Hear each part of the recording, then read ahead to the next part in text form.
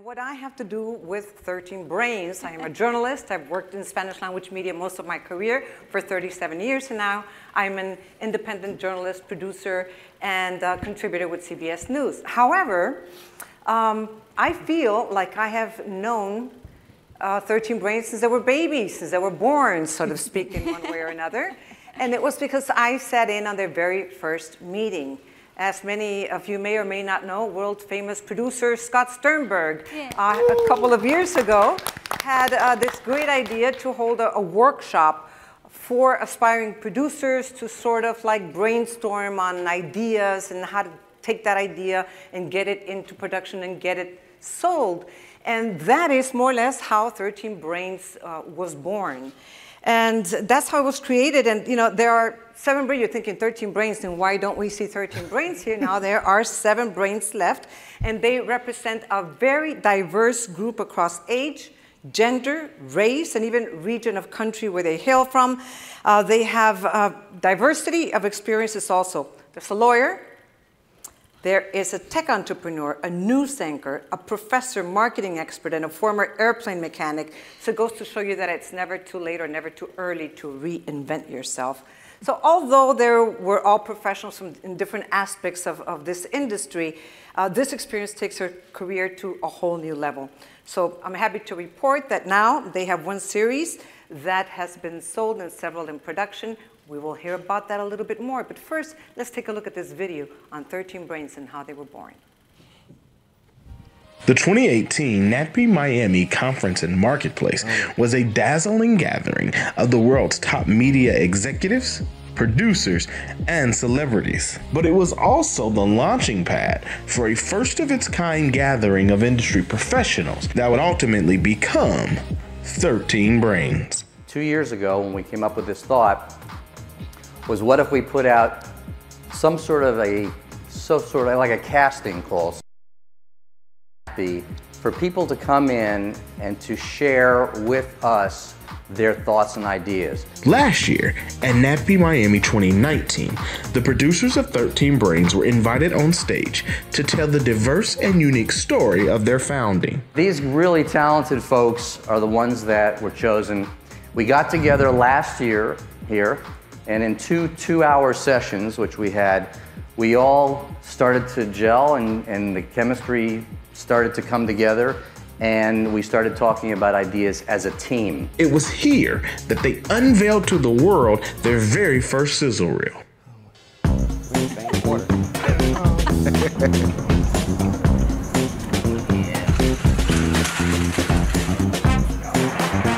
Tech companies get funding all the time from people. They get people behind and bring a product to market, and that's what Scott has done, I think, and Dan have done that here at NATPE, and I think it's pretty original and creates a lot of excitement. Now, a year later, they return to the stage with a series sold to a major streaming platform.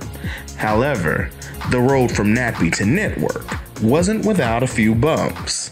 Well, we don't have 13 anymore. A few have drifted into other places in their life.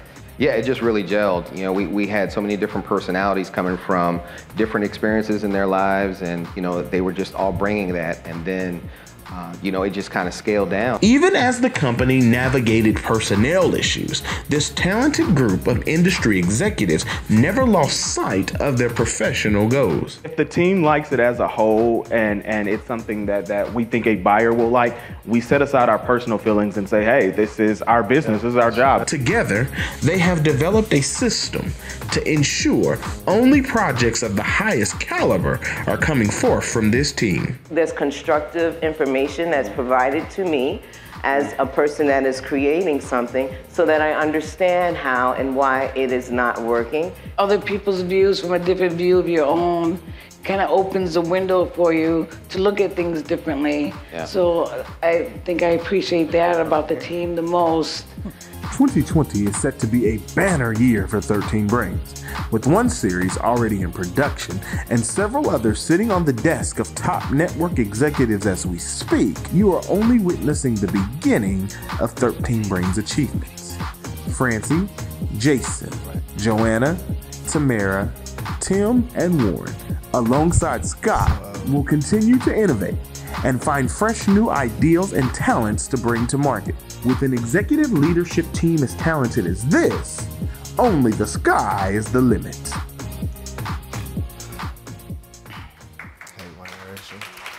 And let's meet the brains. Scott Sternberg, Joanna White-Ullman, Tim Fairs, Warren Robinson, Francie Black, Jason Gregory, and Tamara Martin. Welcome to all of you. Thank you. Thank you. Thank you.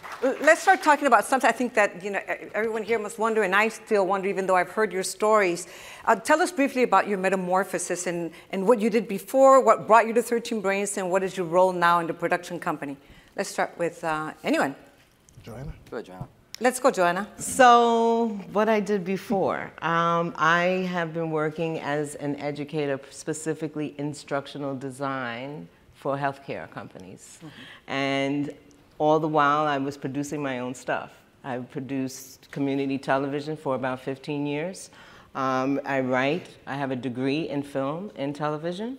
And so my love and passion has always been film and television while I was working on other things. So this was the perfect opportunity for me to show off my skills that I've been working on for a while. And what do you do now in 13 Brains? So now at 13 Brains, I am the person who, I think, what is my role, guys? Like We all bring The critique in chief. I'm the critique in chief, yeah. I'm at first I was the person being told no all the time. Now I'm the one that says no to most of the ideas. How about you, Tim?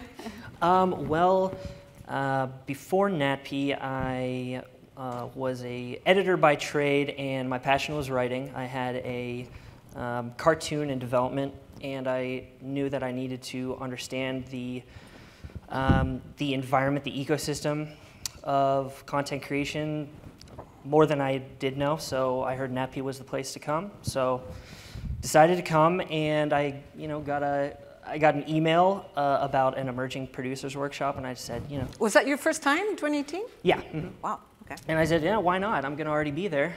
And just so happens that I got in, thankfully, and the rest is history. Great decision. What do you do now at 13 Brains?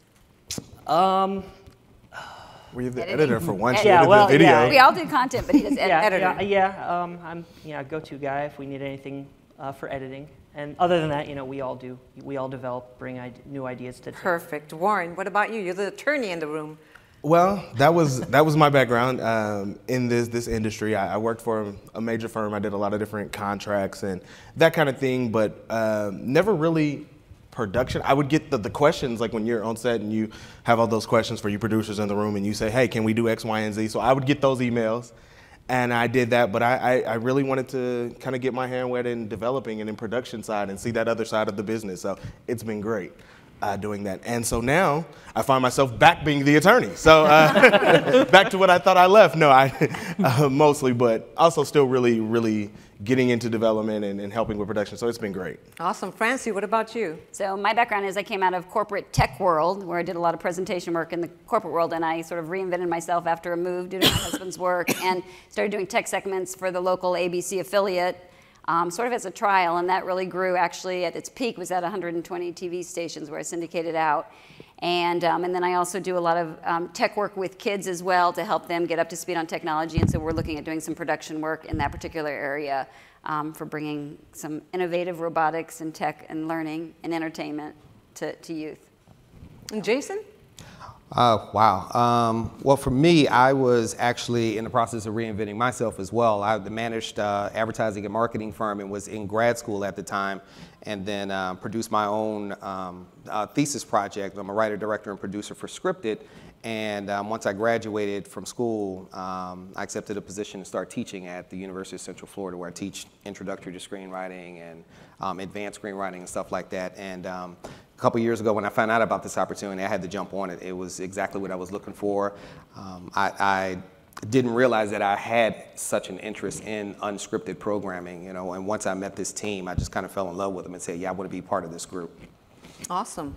And Tamara, you had a lot of different things that you've done in your life, huh? Yeah, I was an aircraft mechanic for a while, which I really enjoyed. And then I was a private investigator, because once I pick something up and really get to know it, then I'd like to expand my knowledge into other areas. So I was a private investigator, and then I moved into special effects makeup, and I really fell in love with the film and TV world. And I really wanted to expand my creativity into more than just character creation. So this team gave me the opportunity to do that, and now we're creating for the masses. It's amazing, and I love being a part of it. Scott, I mean, you have an extremely diverse group of producers that you're working with here now. What is the formula that makes this work? And I know that you and I have worked before, you've worked with a lot of different people, but this is unusual, uncommon. Well, this was a strange idea that we talked about.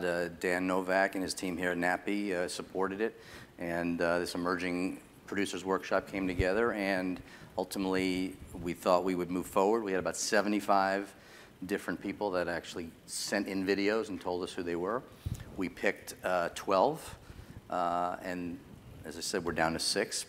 And the differences between all of these different folks and their different ideas and the power of what they had in their brain, which is how we got to the name of the company, was extraordinary. And of course, we needed certainly needed a plane mechanic to be part of it. So I figured that would be perfect, no problem. Well, she's also a private investigator, so and that helps so I have too, to right? be careful when she's, you never know where she is. But when we started to work together, and again, like it says, we had bumps in the road, but every Wednesday we get on a production meeting call. Everyone lives all around the country, and we continue to develop and come up with ideas and go out and find people. We passed mandates out amongst all of the networks, the streamers, et cetera, of what they're looking for, and we drill down, and we drill down hard in getting ideas. Our company goes forward, and we finance those sizzle reels and decks, and then we're out pitching. And that's what we wanted to get to, and within less than 2 years, we have a production now in Memphis, Tennessee, based on that sizzle reel that you saw, and we're excited about it, and it's only the beginning. Now, there's so many talented people, there's so many creative people out there that are constantly developing ideas, pitching ideas, trying to sell these ideas, and don't really get anywhere. Is there a formula that works? What does it take for someone first to listen and then to actually be able to buy or be interested in your product? I don't know that there's a magic formula that I can give you that actually says, hey, this is how you do it. It's really so much about the project, and it's about really diving deep and making sure that there are interesting characters, that the stories are relatable, that it's something you would want to watch, that you understand what it is you would watch. Oh, well, there you go. I mean, you're giving us a formula. It is the story. It is the characters. It is characters, absolutely. Uniqueness. It's not just the concept of a story, but you have to go further than just a concept. Character over concept. I was just about to say that one of the things that I've learned working with Scott is that the character can trump the story, actually. Mm-hmm. If the story could be a great concept. It could be a fantastic concept with a boring person. It's just not going to work. It's not going to sell. It's not going to sell. So the person and the character absolutely can trump the story. So that's why we run everything by Joanna, so we can be told that. Now, you have one show that has already sold and 3 that are in development, and I know you can't say much about the series, but what was it about the series, especially one that already sold, that you think caught the buyer's eye? Because that one is pretty soon we're going to be watching it. Can we say where? Not even that. We're not supposed to say. Okay, we're not supposed to say. Okay, but we will be watching it, and you will see 13 Brains production company in the credits. I think Joanna hit it. Yep. Character. This family is a cast of characters. Yes. Unlike any you've ever seen, I would have to say. And it's more than just their boldness, because they're great on camera, but you really have to dive deep to make sure that there are stories there, right? That you can unfoil for a season or 2 seasons or 3 seasons, multiple seasons, right? Because no network wants to think they're going to get a one-time thing. They want to know that this can carry on for multiple seasons. So you really got to make sure that the characters are rich enough to keep people interested for, 5, 6, 7 seasons. If we go 8, 9 seasons, I would love that. So this family definitely has that. Let's put it out there in the universe. Yeah. Yes, put it out there that we're going, 7, 8 seasons, absolutely. This is going for a long time. Okay, so you have 1 that has already been sold and 3 that are in production. To get to that, how many ideas did you have to develop? Gosh, we've been pitching every night, every Wednesday night, and we heard no a lot across the board. And we've all learned to refine our pitch. We've learned to research a lot more. Our private investigator over here is a great researcher. And so really digging deeper to get that story and to find the personalities that can carry the story. So there is a formula, I think, to a certain degree that we're past. We started off pretty not so skilled in that area.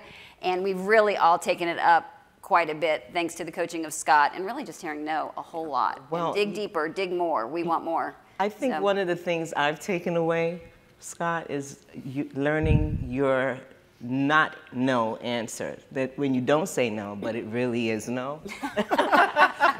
Okay, can you explain, please? Scott can be very diplomatic, and he tries to be very nice. He tries not to say. He tries not to say no and bad idea, right? Yes. So sometimes you're all amped up about something and you're trying to explain it and you hear nothing on the other end coming from Scott. And that means no. That's his way of saying no. But I think if a concept is lukewarm amongst the group, period, that's probably a good sign that it's not ready, because it should create an excitement. When you see the idea, when you see the characters, everybody should be able to say, you know what, I can see that. Even if it's a show, I would never watch, you can still see, okay, yeah, this can work. And so when you get that lukewarm reaction, whether it's from Scott or especially Joanna, okay, let me go back to the drawing board on this. So the one that we sold, it was completely unanimous from day one. What we found, we all immediately, it clicked with every one of us, I have to say. And so that was a huge litmus test, and it sold. Was that born during that one session that you had, or did it come after that? No, it came from us actually having met for a long time, a lot of discussion, and one of our other members had brought up a related concept that we couldn't formulate well enough. And as a result of brainstorming, i.e. 13 Brains brainstorming, we came up with this and did some research and found what we needed to find, and that was the result. But it was not a one-time just pitch and go. It was actually came as a result of everybody having open thought about a crazy idea, that didn't work out, turning into something that did. And to be honest, it wasn't even a formal meeting. That came up in a group text, y'all. We were we weren't even thinking about shows. We were literally texting each other, and somebody sent a meme through the text messaging, and I was like, hey, I know this family, and there you go. So that's literally where it started. So ideas can come from anywhere. Yeah, and it happened organically, and I think that was important. That was important, right. We turned a bad idea into a show. show that's sold. But once we hit it, once we got it, it was all we could think about. We were like, yeah, we've got to get this family to screen. We knew it. Exactly. Can't wait for you to see that one.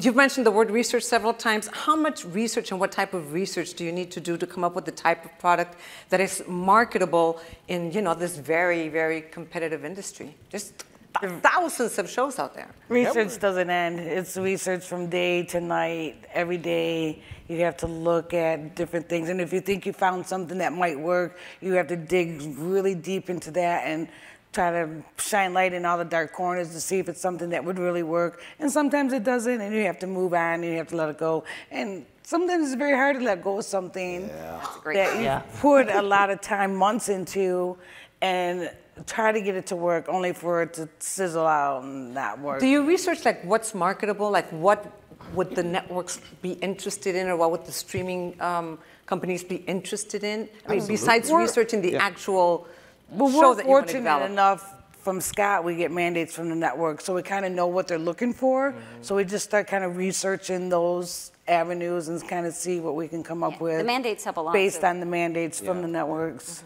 But we still have to go and see, what shows have the network aired recently, because you don't want to go in and be embarrassed because they're just like, we just did that last month and it failed. So we have to figure out what have they been airing, what has been on in the last few years, have they tried this before?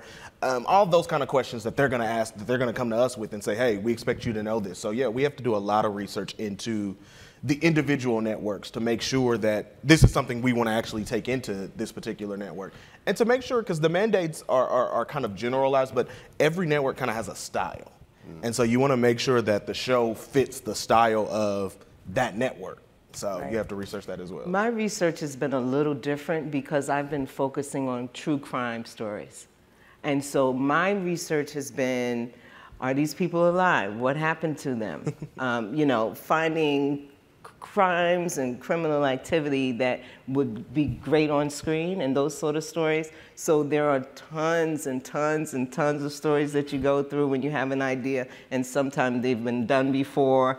We had that happen where the story's already been done before in another show. So it's a lot of time that goes into finding that new original content that goes into the true crime. You know, I did a real crime series myself with Scott on investigation discovery, and before that I had in Univision I had covered many crime stories and done specials on them, but it's fascinating how people can get so obsessed with it and so fascinated by it and how much crime sells, but the story has to be the right story. And sometimes I feel bad. I said, you know, here we're talking about people's lives, who, you know, people who lost their lives, yet there's always a learning experience from that particular crime. Well, it sounds to me from what I hear that you are the filter. You are being used as a filter because you have so much experience in this. Yeah, I mean, I'm the old Jew in the room, so I have to, I try to use my filter too, but they've learned really rapidly in a short period of time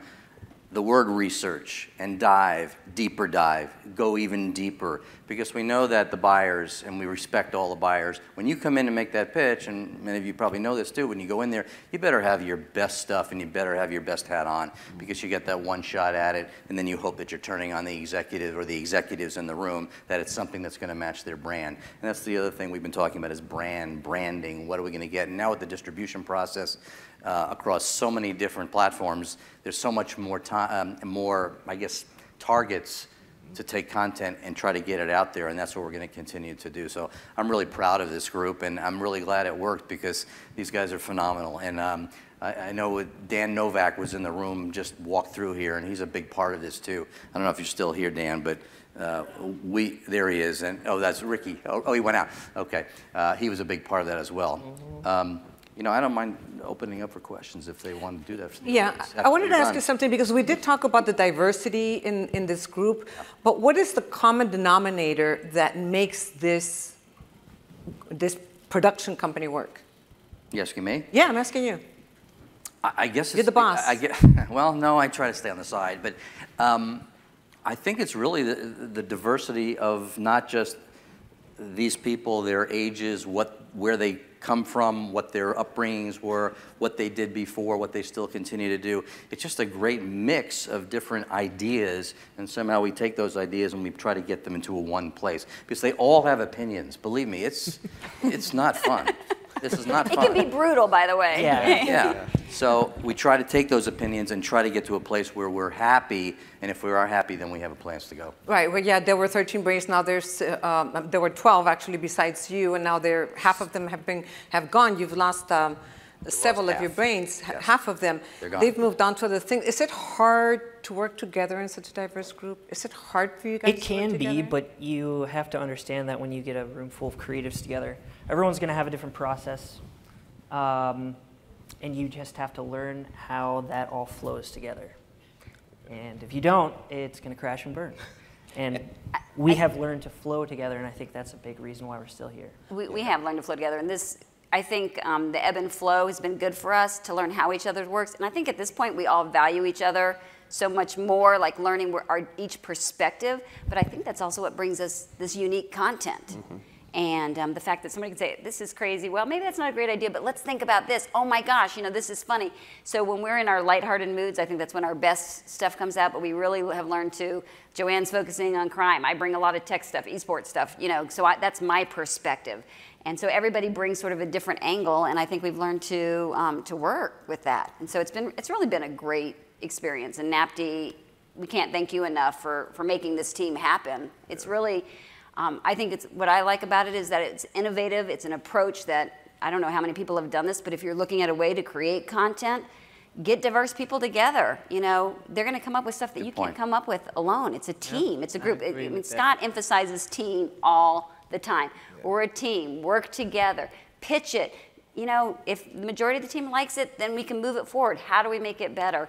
And I think, you know, NATPE's really provided that sort of entrepreneurial kick under this, the support to make this happen. So we can't thank you enough. You saw the name of the session is From NATPE to Network, right? So it took NATPE and, of course, Scott and his idea to be able to get the success that you have. It took their work together to make this happen. And the right grouping, too, because I always liken it to, like, when you go back to the Bible, like Gideon, he had too many soldiers, and he said you had too many and you had to go in with the smaller number. So sometimes you think big is better, but sometimes bigger is not better. And so this collection of people here, this is the group that brought home the show that we sold. It may have been too big, it may have been too many things going on, but I think now we have a nice balance where we're able to bounce ideas off each other. We're still very diverse, but we get along and we respect one another, and so stuff actually flows. I wonder if there's anyone out there that has a question for the group. Yes, go ahead. First, that's an amazing accomplishment. Congratulations. That's great. Thank you very much. Thank you. We're really proud. Thank you. To the extent that it doesn't sound like... Can you stand up so we can hear you a little bit better? To the extent that, you know, Scott's the person with the actual experience in the industry, what formal roles might people who are in your group take as things go into production? And are any of them going to be like a showrunner, or are they going to share responsibilities? Can you go into how this is breaking, how it's breaking down? To be clear, Scott has the most experience, but many of us have experience in the industry. Because I've been in it, Joanna's been in it for a while. But no, we are definitely taking those opportunities, and we're on set and we're learning all of these different things. We have the opportunities within this company, and Scott's been very generous with that as well, to give us the opportunities to do whatever it is we need to do or want to do going forward. And so it's just all a process of figuring out what is best for the show, for the network, and for everybody involved. And that's kind of how we divide up those responsibilities. I think going forward, too, it's that, you know, the networks require credentialed, whether you're an EP, co-EP, producer, director, writer, DP, whatever it might be, to get to that point where they can actually step into one of those roles, and that's going to take a little bit of time. But even for the first show that we've sold, we've hired credentialed EPs, co-EPs, and so forth, who will support us as the production company. But at some point, Joanna may be the showrunner. Tim may become, you know, the co-EP, so we hope for that in the future.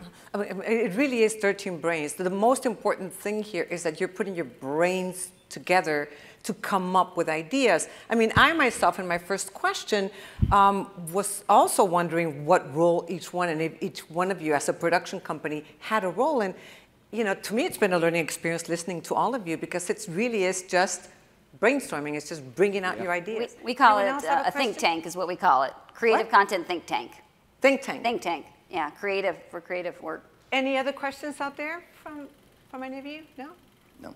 Going once, going twice. Here we go. Hi. When you go to pitches, do you like send representatives? Like, do you sort of or you all go, or how does it like when you go pitch to networks and stuff like that? The question was that when you go pitch, you're still. Right. I'm just saying so that everyone else can know what. Or do you like pick, you know, a pitch team? I mean, how does it work? Right now, I do the pitch when I go into the network, because I know the buyers, and so that's what we're doing now. I would like, as we move further on, to bring some of the team in, or maybe the whole team, depending. You know, sometimes too many people in a room is not good. So we'll decide that, but I would love to have them finally get involved in the actual pitch with the executives in the room. So we're heading toward that too. Okay, cool. Any other questions from the audience? No? I'd like to ask a couple of last questions. What has been the biggest learning experience for you guys in this last 2 years? Oh, wow. That's a loaded question. I can tell you off the top of my head, patience. Yeah. It's not something that I have much of to begin with. That's right. Okay, I'm from Brooklyn, I'm New York, I don't have much patience. We gotta get this done right now, let's move it. Okay, so from sizzle reel to production deal, 1 year.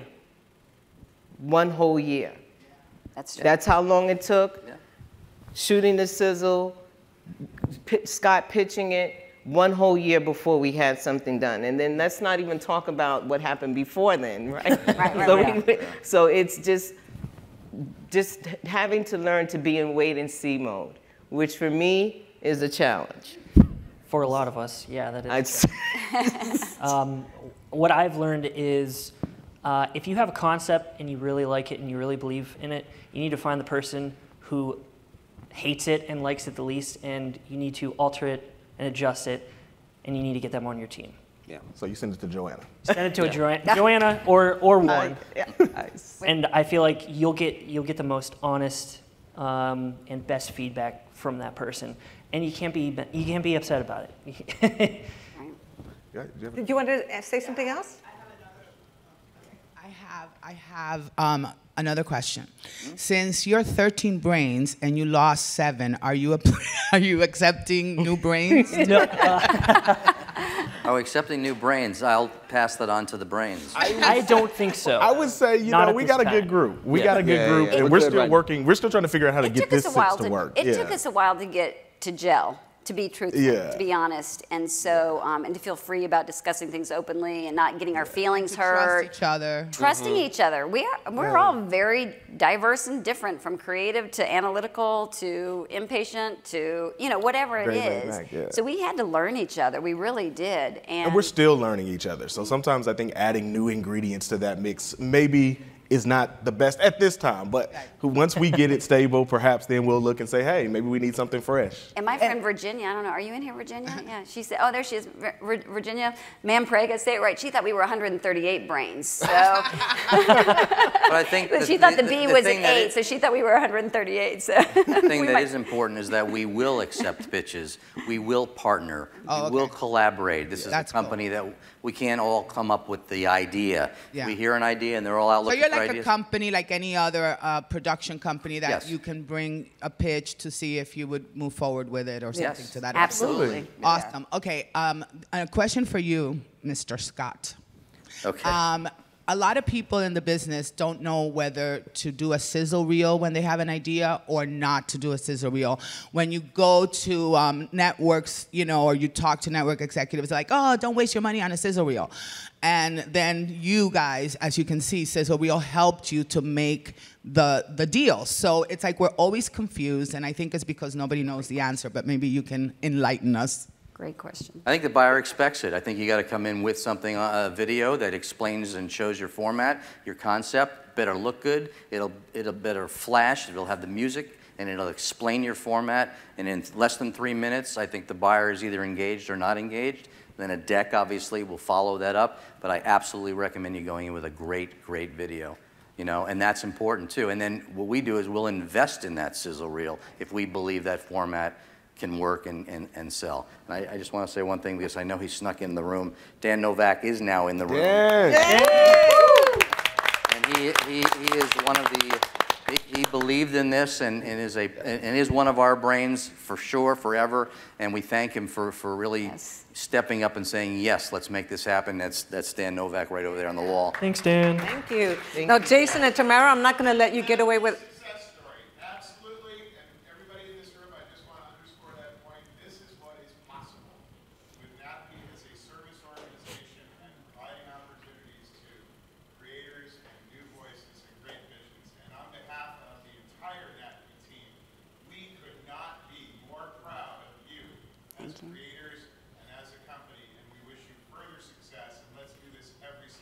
Yes. All right. All right. Thank you.